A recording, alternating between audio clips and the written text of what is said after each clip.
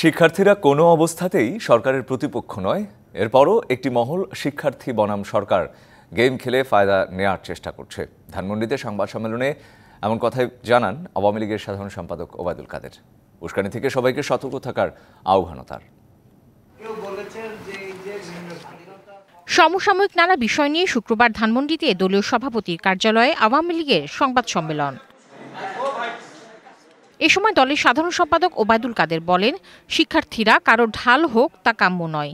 তাদের ব্যবহার করে ফায়দা নেওয়ার চেষ্টা করছে একটি মহল।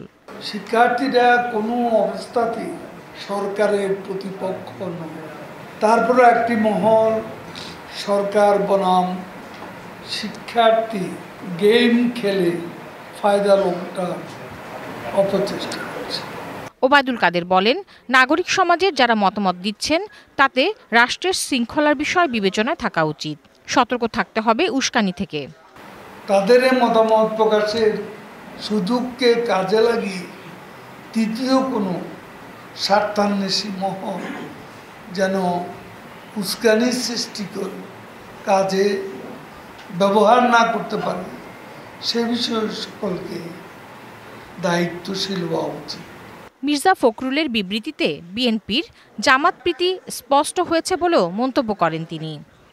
মির্জা ফখরুল ইসলাম আলমগীরের বিবৃতি দেখলেই বোঝা যায় জামাতের সাথে তাদের সম্পর্কের বন্ধন কত নিবিড়।